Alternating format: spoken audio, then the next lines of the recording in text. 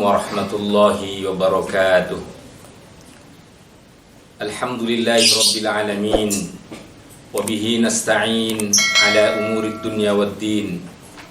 Wassalatu wassalamu ala ashrafil anbiya'i wal mursalin Sayyidina Muhammadin wa ala alihi wa sahabatihi wa tabi'ina ajma'in. Amma ba'du.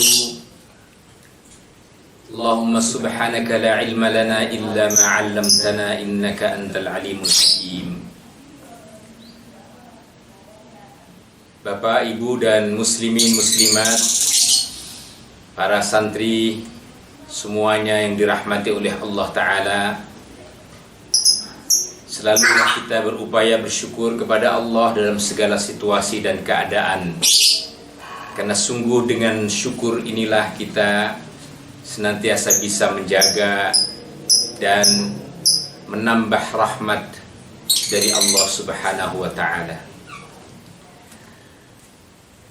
Kesempatan kali ini kita akan melanjut ta'lim kita dalam kitab Al-Fiqhul Islami wa Adillatuh, bab tentang Siyam dan Ramadan.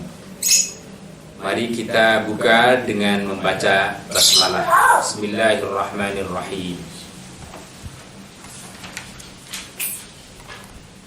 Untuk majelis kali ini kita akan membahas bab yang baru terkait dengan hal-hal yang dibolehkan atau dimungkinkan seseorang melakukan berbuka atau meninggalkan puasa Ramadannya.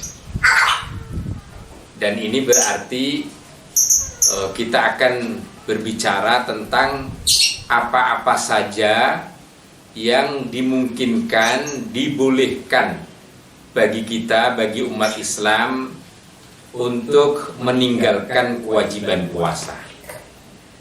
Inilah syariat Islam, syariat yang senantiasa sesuai dan selalu menjaga akan fitrah umat manusia.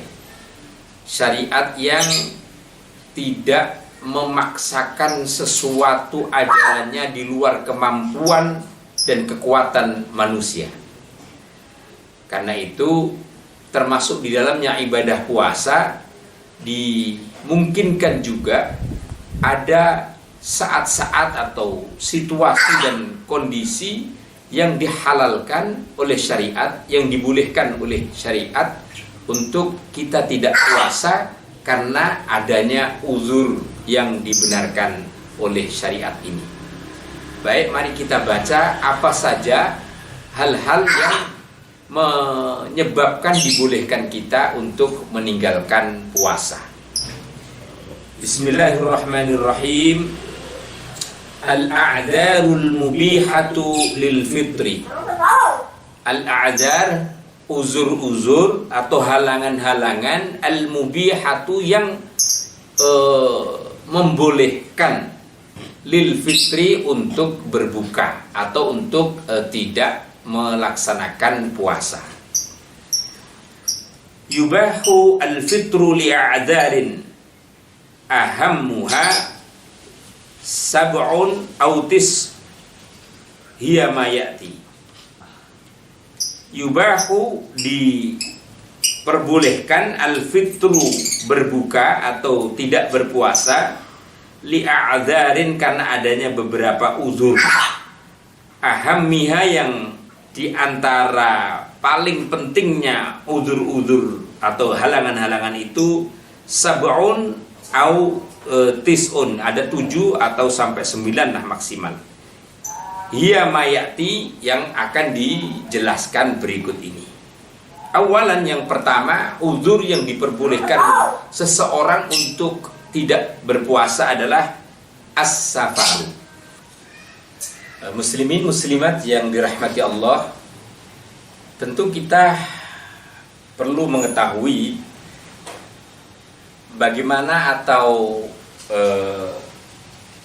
safar yang seperti apa, bepergian yang seperti apa yang dimungkinkan dibolehkan seseorang meninggalkan puasa itu.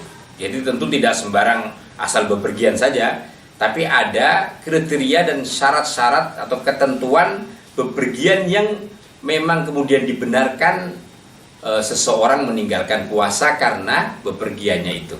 Nah, ulama menjelaskan termasuk yang disampaikan oleh muallif ini, beliau sampaikan was-safarul mubihu lil fitri, adapun bepergian yang dibolehkan untuk berbuka atau untuk tidak berpuasa itu adalah was-safarut tawil, bepergian yang jauh, alladzi yubihu qasrus shalah ar-rubaiyah, yang juga dibolehkan untuk mengqasar salat 4 rakaat.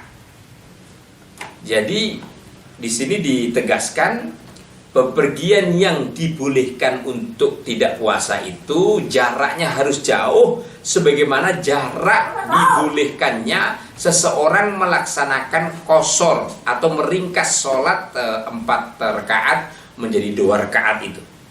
Wadzalika li masafatin tuqaddaru bi hawalai 99 kilometer, yaitu perjalanan yang kira-kira jarak tempuhnya atau jauhnya itu minimal 89 km. Minimal 89 km. Wa istaratu 'indal jumhur, selain jarak jauh yang jauhnya itu minimal 89 km ini tadi, jumhur ulama, mayoritas ulama mensyaratkan ketentuan bepergiannya, yaitu an yunshi'as safar qabla tulu'il fajri. Hendaknya bepergiannya itu telah dilakukan atau diawali sebelum terbitnya fajar. Wa yasilu ila makanin yubda'u fihi jawazul qasri wa huwa bihaitsu yatrukul buyut wara'a dhahri. Dan kemudian hendaknya bepergiannya itu kira-kira batalnya puasanya itu sudah diawali atau dimulai dari sejak dia telah keluar dari batas-batas wilayah perkampungannya dia, sebagaimana seorang yang sedang melakukan qasar atau jamak sholat. Jadi bukan berarti dia dari rumah belum bepergian sudah jamak, enggak, tetapi sudah dalam kondisi bepergian yang itu ditandai sudah keluar minimal kabupatennya lah, atau paling tidak kecamatannya dia sudah keluar dari batas kecamatan, maka dia dimungkinkan untuk melakukan jamak. Demikian juga puasa, jumhur ulama menyatakan hendaknya puasa itu bepergiannya itu diawali sebelum subuh untuk hari puasa berikutnya itu, dan dia memang sudah benar-benar melakukan bepergian dan keluar dari batas perkampungannya. Idh la yubahu lahul fitru bisyuru'i fis safari ba'dama asbaha sha'iman taghliban li hukmil khadri 'ala safari idza jtama'a. Oleh karena memang tidak dibenarkan oleh syariat orang yang memang kemudian sudah dalam keadaan pergi baru kemudian dia melakukan puasa, karena ini bisa jadi dia nanti tidak persis apakah dia dalam kondisi safar atau dalam kondisi mukim. Sehingga di sini para ulama memberikan satu ketentuan, seyogianya atau seharusnya bepergiannya itu sudah diawali pada pagi hari sebelum subuh. Meskipun ini nanti ada beberapa pembahasan di setelahnya, beberapa ulama lain tidak mensyaratkan dia harus pergi sebelum subuh, enggak. Sepanjang dia memang sudah pergi di waktu dia memang dalam keadaan puasa itu, maka bersamaan itu dia dimungkinkan untuk membatalkan atau tidak melakukan ibadah puasa. Karena itu kita teruskan bacaan beberapa syarat para ulama terkait dengan safar bepergian ini. Washtarata asy-Syafi'iyyah syartan tsalitsah. Dan Imam Asy-Syafi'i atau madhab Syafi'iyah mensyaratkan tambahan syarat ketiga, yaitu wa huwa alla yakuna asy-syakhsu mudiman lis-safar. Hendaknya seseorang yang bepergian itu bukan berarti orang yang kondisinya selalu dalam bepergian. Ya kalau itu sudah pekerjaannya berarti. Atau orang yang memang mohon maaf tidak punya tempat tinggal, misalnya dia harus pindah dari tempat ke tempat lain, pindah dari tempat ke tempat lain, itu bukan namanya orang safar. Safar yang dimaksud di sini orang yang punya hajat bepergian dalam waktu tertentu untuk kepentingan tertentu yang sekiranya jarak jauhnya itu melebihi 90-an kilometer itu tadi yang dimungkinkan qasar, dan baru sesekali saja, tidak kemudian sepanjangnya dia melakukan safar. Biasanya di Imam Syafi'i rahimahullah batasannya kira-kira 3 hari 3 malam lah rata-rata. Makanya di sini disampaikan fa in kana mudiman lahu kasaiqus sayyarat haruma alaihi fitru. Maka kalau kemudian selalu bepergian seperti pengendara mobil, sopir-sopir itu, misalnya sopir angkut dari Jakarta ke Bandung bolak-balik, nah, itu menjadi pekerjaan hariannya, maka itu tidak termasuk orang yang safar bepergian. Atau pilot pesawat dari Jakarta Surabaya misalnya, dan itu menjadi kerjaan hariannya dia, kerjaan rutin, itu termasuk menurut Imam Syafi'i bukan tergolong orang yang berpergian. Karena itu tidak dimungkinkan dia untuk meninggalkan puasa. Haruma alaihil fitru, diharamkan atau dilarang dia meninggalkan puasa. Illa, ini tapi dikasih pengecualian oleh Imam Syafi'i, illa idza lahiqahu bis-shaumi masyaqqatun kal masyaqqatil lati tubih at-tayammum. Kecuali kalau orang yang punya pekerjaan yang sifatnya bepergian jauh itu tadi, meskipun sudah rutinitasnya, tetapi dia masyaqqah, dia ada berat melakukannya. Dia katakan misalnya dari Jakarta ke Semarang membawa mobil, meskipun harian tetapi itu berat, maka dimungkinkan kalau disertai masyaqqah itu dia tidak melakukan puasa. Dan tentu nanti pada waktunya dia wajib mengqadha atau membayar sejumlah puasa yang dia tinggalkan. Jadi Bapak Ibu dan para muslimin muslimat, beberapa syarat tentang bepergian ini penting sekali supaya jangan sampai kita ini gemampang atau mempermudah merasa musafir. Meskipun pada intinya sebenarnya kalau safar kita, bepergian kita itu dibolehkan berbuka sekalipun, tapi kalau kita puasa maka itu lebih baik sepanjang tidak ada masyaqqah. Kecuali kalau ada masyaqqah, ada beban, ada rasa berat di dalam melakukan puasa yang memang betul-betul nyata, maka tentu sebaiknya kita tidak melakukan puasa supaya tidak membahayakan diri kita. Itulah karenanya para ulama membolehkan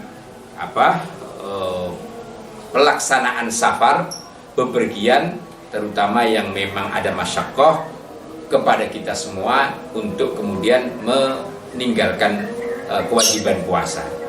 Meskipun sekali lagi saya tegaskan, kalau orang yang musafir ini tidak ada masyaqqah, misalnya seperti sekarang orang bepergian jauh sekalipun, tapi kalau dengan pesawat tidak ada masyaqqah, maka kata Allah Ta'ala, wa antasumu khairul lakum. Kalau engkau masih kuat dan bisa melakukan ibadah puasa, maka itu lebih baik kau lakukan. Karena puasa di bulan Ramadan ini tentu pahalanya jauh lebih besar dibanding nanti kita puasa mengkodoknya di bulan-bulan yang lain. Ini yang perlu kita pahami. Karena itu jangan terlalu mudah dan gampang kita membatalkan puasa kita di bulan suci Ramadan yang agung ini hanya karena sesuatu yang mungkin sifatnya dibolehkan saja oleh syariah. Meskipun dibolehkan, tetapi kalau sekali lagi kita tidak memerlukan apa yang menjadi rukhsah syariah itu, maka sebaiknya kita tetap lakukan kewajiban puasa yang memang insya Allah bersamaan itu juga kita mendapatkan pahala dan kemuliaan di bulan suci Ramadan yang agung keberkahan ini. Bapak Ibu muslimin muslimat, inilah kajian kita mengawali tentang pembahasan hal-hal yang membolehkan untuk seseorang muslim meninggalkan kewajiban puasanya. Kita baru membahas satu hal dan masih ada mungkin sekitar 5 atau 6 hal lain yang insya Allah nanti kita bisa sampaikan dan kita bisa ringkas kembali. Demikian, semoga ada manfaat dan hikmahnya.